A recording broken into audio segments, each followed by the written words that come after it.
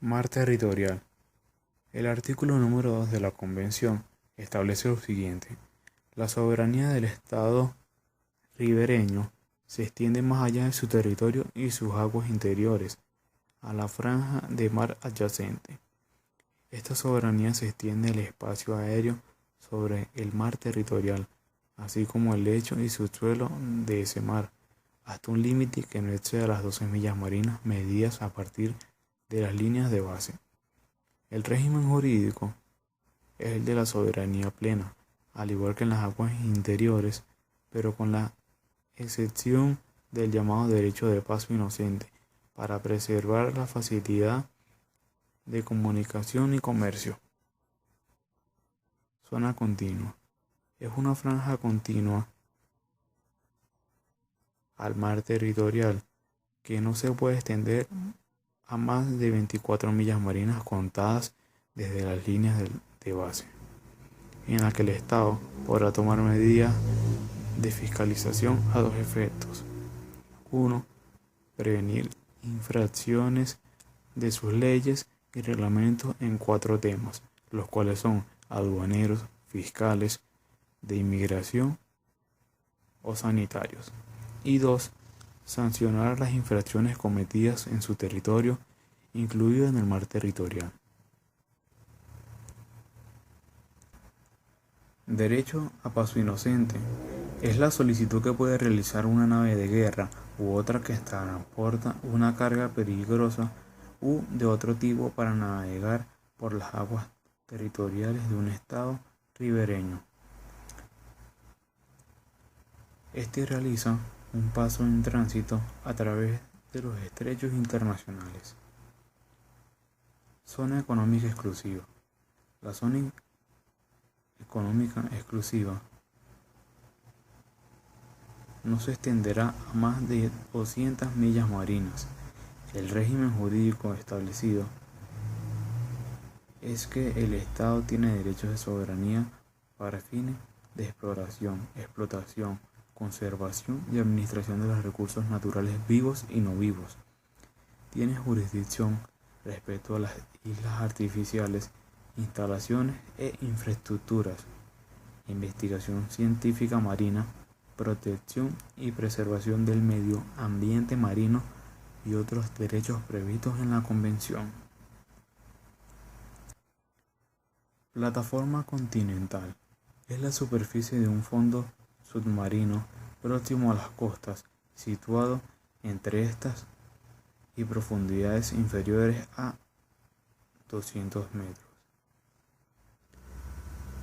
La Convención de Montego-Bay de Jamaica de 1982 es la Convención del Mar y consta de un preámbulo, 17 partes y 9 anexos.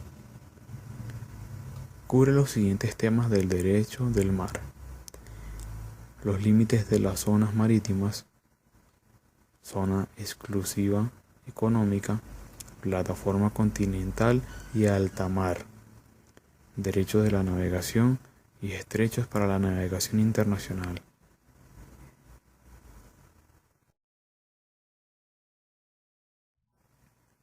El derecho de asilo.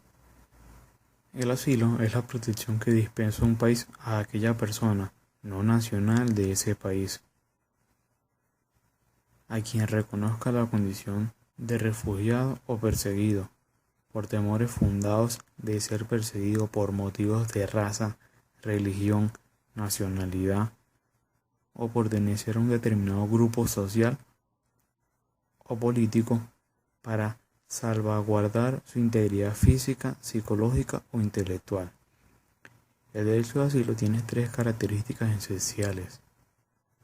La número 1 es que es un derecho que posee el Estado en virtud de su soberanía. 2. Es un derecho que tiene un individuo de solicitarlo sin el correlativo deber de un Estado de admitirlo. 3. La no devolución del solicitante de asilo.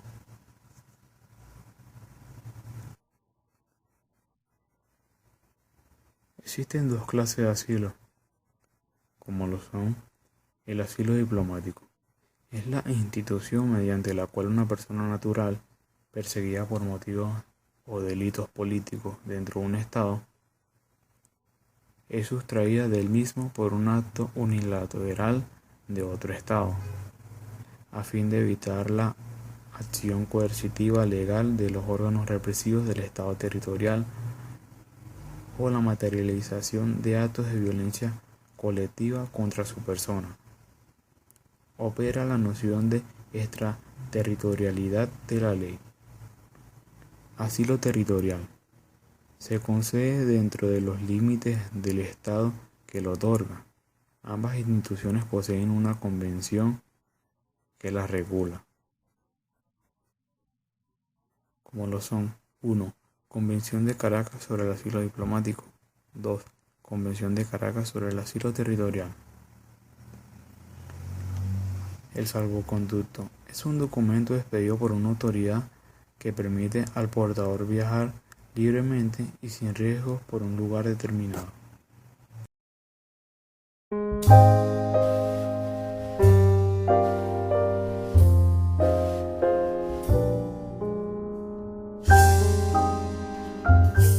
Derecho Penal Internacional. Es la rama del derecho internacional público que regula la comisión de crímenes internacionales, sin que coexista el carácter convencional del derecho internacional público. Está regulado por el Estatuto de Roma. Características. Primero, tipifica los crímenes internacionales. Segundo, no es convencional. Tercero, individualiza la responsabilidad penal. Cuarto, tiene un carácter coercitivo. Quinto, hace hincapié en la diferencia entre el delito internacional y crimen internacional. El derecho internacional público tipifica crímenes no delitos. Los 4 tipos de crímenes internacionales son: primero, genocidio. El genocidio es un crimen internacional que comprende cualquiera de los actos perpetrados con la intención de destruir total o parcialmente a un grupo nacional, étnico, racial o religioso como tal. Estos actos comprenden la amenaza y lesión grave a la integridad física o mental de los miembros del grupo, sometimiento intencional del grupo o condiciones de existencia que hayan de acarrear su destrucción física total o parcial, medidas destinadas a impedir nacimientos en el seno del grupo, traslado por la fuerza de niños del grupo a otro grupo. Segundo, crímenes contra la humanidad, lo que incluye conductas tipificadas como asesinato, exterminio, deportación o desplazamiento forzoso, encarcelación, tortura, violación, prostitución forzada, esterilización forzada, persecución por motivos políticos, religiosos, ideológicos, raciales, étnicos u otros definidos expresamente, desaparición forzada u otras. Tercero, crímenes de guerra. Consiste en la violación del derecho internacional humanitario, especialmente de las convenciones de Ginebra u otros convenios internacionales, así como el derecho consuetudinario que exista al respecto. Cuarto, crimen de agresión. Se entiende como la conspiración para iniciar actos de guerras prohibidos y condenados por los tratados internacionales de Brian Kellogg y por la Carta de las Naciones Unidas. Derecho económico internacional. Constituye el ordenamiento jurídico de las relaciones económicas de los estados y las organizaciones internacionales, pero también de los intercambios de bienes, servicios y factores de producción que realizan los particulares, incluyendo el ámbito de las sociedades. Está regulado por la Carta de Deberes y Derechos Económicos de los Estados. Características. Según su fuente, es decir, según el origen de las obligaciones y el derecho. Es convencional por cuanto se debe al consentimiento de los estados contratantes o las organizaciones internacionales, bilateral o multilateral, de acuerdo a los sujetos que forman parte del acuerdo o convención. Según su objeto, el objeto del derecho internacional económico es fundamentalmente regular las relaciones económicas existentes entre los estados en un plano de equidad y justicia social. Por tal motivo es un derecho económico, pues se basa en relaciones de esta índole e interdependiente, pues se constituye a partir de relaciones de mutua dependencia. Multidisciplinario, pues aborda cualquier tema en la agenda de una nación relacionada con el intercambio económico. Multidisciplinario, pues aborda cualquier tema en la agenda de una nación relacionada con el intercambio económico, según su ámbito de aplicación. Puede ser universal, según toca la agenda global o regional, según constituya un derecho comunitario o de integración. Fuentes.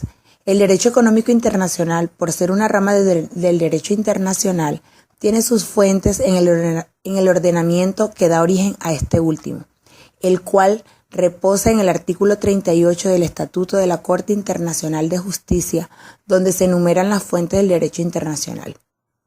Primero, las convenciones internacionales. Segundo, la costumbre internacional como prueba de práctica generalmente aceptada.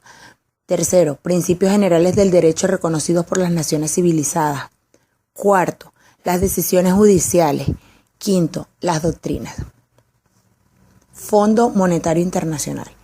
El Fondo Monetario Internacional, o FMI, fue fundado en julio de 1944 durante una convención de la ONU en Bretton Woods,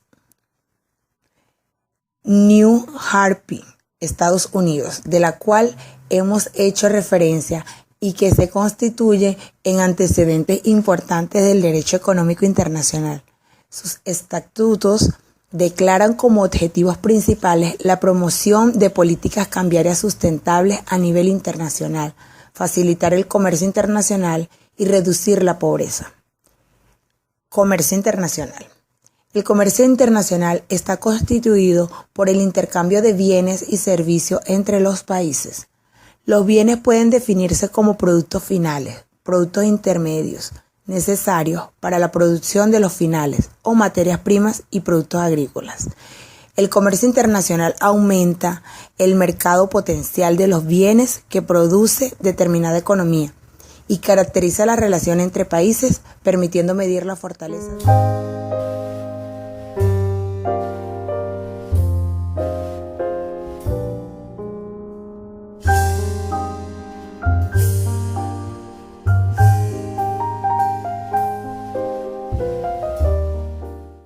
El derecho comunitario es un ordenamiento jurídico autónomo que posee la capacidad de crear la unidad de un nuevo espacio bajo un determinado régimen jurídico, a los efectos de guiar los esfuerzos de la integración, estructurándose a partir del concepto de supranacionalidad y regulando los procesos de integración profunda o comunitaria y manteniendo la igualdad soberana de los estados que participan en el proceso. Características del derecho comunitario. Permite mantener las identidades entre los socios.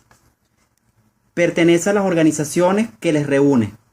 La supranacionalidad deriva temporalmente poderes de gobierno, legislativos, jurisdiccionales, ejecutivos, de contralor, a órganos comunes cuyas decisiones son de acatamiento inmediato por todos los miembros del sistema que se generan en el ámbito común sin necesidad de incorporarse al derecho interno de los Estados miembros. Niveles de integración del derecho comunitario. Según la sana doctrina, existen 7 niveles de integración a saber, y son: 1. Zonas de preferencia arancelaria. 2. Zona de tráfico fronterizo. 3. Zona de libre comercio. 4. Unión aduanera. 5. Mercado común. 6. Unión económica.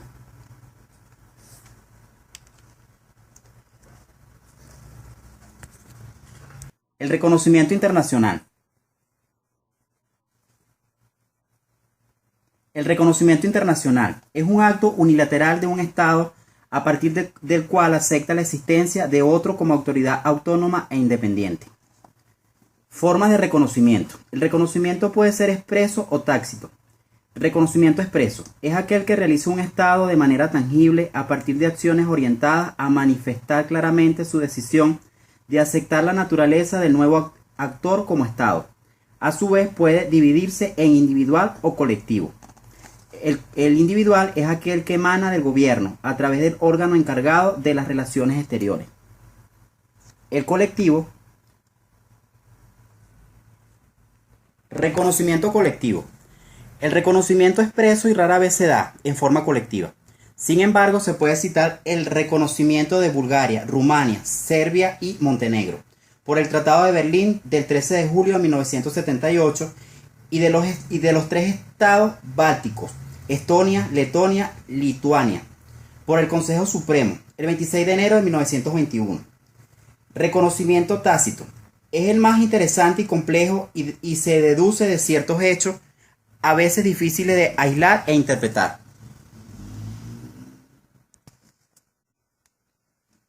El reconocimiento individual se atribuye a los hechos siguientes: firma de un tratado con el Estado nuevo o adhesión de este a un tratado anterior, aunque a veces un tercer Estado rehace esta interpretación. Envío o recepción de agentes diplomáticos. Recepción de cónsules por parte de terceros estados en el territorio de un Estado nuevo. Esto no implica necesariamente el reconocimiento, puesto que ello puede explicarse por el deseo de proteger a los nacionales. Reconocimiento colectivo.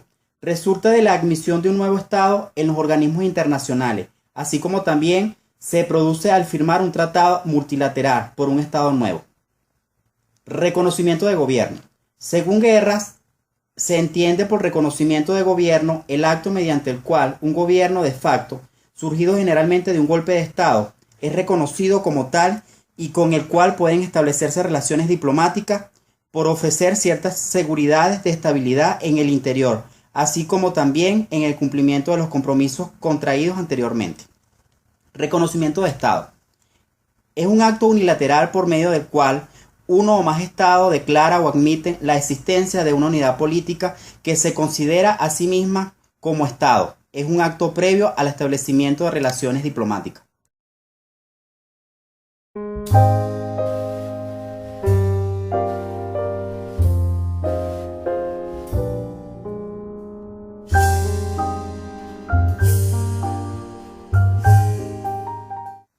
El uso de la fuerza.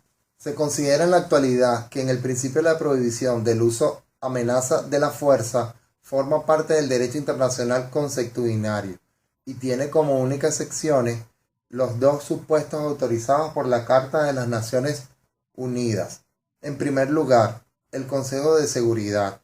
De acuerdo con los artículos 24 y 25 y el capítulo 7 de la Carta, puede autorizar acciones colectivas para mantener o restablecer la paz y la seguridad internacionales. En segundo lugar, el artículo 51 reconoce el derecho de legitimidad defensa al afirmar que ninguna disposición de esta carta menoscabará el derecho inmanente de legítima defensa individual y colectiva en caso de ataque armado contra un miembro de las Naciones Unidas. Algunos defienden la legitimidad de la intervención humanitaria, la toma de represalias y la protección de los nacionales que se encuentran en el extranjero. Se trata de cuestiones polémicas. Situación de la excepción. Medidas de seguridad colectiva que la Organización de las Naciones Unidas puede tomar como órgano de la comunidad internacional con respecto a un Estado que representa una amenaza para la paz, guerra, la liberación nacional. La problemática de este tipo de guerras es muy compleja y definitivamente politizada. Sin embargo, nos permite en el recurso abusivo al pretexto de la guerra de la liberación nacional para restringir la prohibición general de recurrir a la fuerza. Guerra defensiva. habida cuando las dificultades que tiene la comunidad internacional para definir la noción de agresión y por lo tanto de los agresores, así como la politización a nivel mundial de todo legítimo internacional, dada la estructura actual. Lamentablemente, esta sección pone en permanente peligro la observancia de la prohibición del uso de la fuerza, el jus in bellum, derecho en la guerra. Es la parte medular del derecho internacional humanitario, ya que de este derivan los diversos ordenamientos destinados a la protección de personas y bienes en el tiempo de conflictos armados, pudiendo, en la medida de lo posible, la humanización de los conflictos. Lo que aún queda el derecho de la guerra constituye el derecho aplicable de ella. Medios diplomáticos, buenos oficios. Este medio supone la acción amistosa de una tercera potencia que propone a los estados de legítimo en un terreno de acuerdo y se esfuerza en llevarlos al mismo mediante una especie de discreta injerencia. Rousseau, 1966. Esta tercera potencia se conoce como buen oficiador y puede ofrecerse ante las partes, las cuales están en la libertad de aceptar o no, o puede ocurrir que sean las mismas partes las que soliciten su injerencia, quedando el buen oficiador en una autonomía para participar o no en la controversia. Corte Internacional de Justicia, su composición, miembros de la Corte. La Corte Internacional de Justicia está conformada por 15 magistrados que eligen por periodos de 9 años la Asamblea General de las Naciones Unidas y del Consejo de Seguridad. Estos órganos votan simultáneamente pero por separado. Para ser elegido, cada candidato debe obtener la mayoría absoluta en ambos órganos, lo que conlleva que a veces sean necesarias varias rondas de votación. Para asegurar cierta continuidad, cada 3 años se somete a la elección únicamente en el tercio de la Corte de los magistrados pueden ser elegidos si alguna de ellas fallece o renuncia a su cargo durante esta judicatura. Se celebra antes posible una elección extraordinaria para elegir un magistrado que cubra su vacante durante el resto del mando. Las elecciones se celebran en Nueva York, Estados Unidos, cada otoño con ocasiones de las secciones anuales de la Asamblea General. Los magistrados que se eligen en cada elección trienal comienzan su mandato el 6 de febrero del año posterior a su nombramiento. A continuación, a la Corte procede a elegir en votación secreta a un presidente, a una vicepresidenta, cuyos mandatos tendrán una duración de 3 años.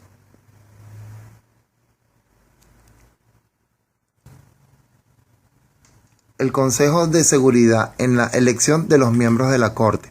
Todos los estados, parte en los estatutos de la Corte, tienen derecho a proponer candidatos. Las propuestas no formulan directamente del gobierno de cada de los estados, sino de los miembros de los grupos nacionales, de la Corte Permanente de Arbitraje. 4 juristas que pueden ejercer como miembros del tribunal arbitral según lo establecido en la Conferencia de La Haya de 1899 y 1907. En el caso de los países que no están representados en la Corte Permanente de Arbitraje, los candidatos se designan por un grupo constituido de la misma forma. Cada grupo puede proponerse hasta 4 candidatos, de los cuales solamente 2 pueden ser su propia nacionalidad. Los otros pueden provenir de cualquier país sin que importe que se trate de uno de estos estados, parte de estatuto, ni se haya declarado aún o no que acepte la jurisdicción de la CIJ. Los nombres de los candidatos se deben comunicar en la Secretaría General de las Naciones Unidas en el plazo de personas que ostenten dichos cargos eminente oportuno. Los candidatos deben ser personas que gocen de alta consideración moral y que reúnan las condiciones requeridas para que el ejercicio de las más altas funciones judiciales en sus respectivos países o que sean jurisconsultos de reconocida competencia en materia de derecho internacional. La Corte no puede estar formada por más de un miembro proveniente de los mismos estados. Además, la Corte en su conjunto debe representar las principales civilizaciones a los sistemas jurídicos más importantes del mundo.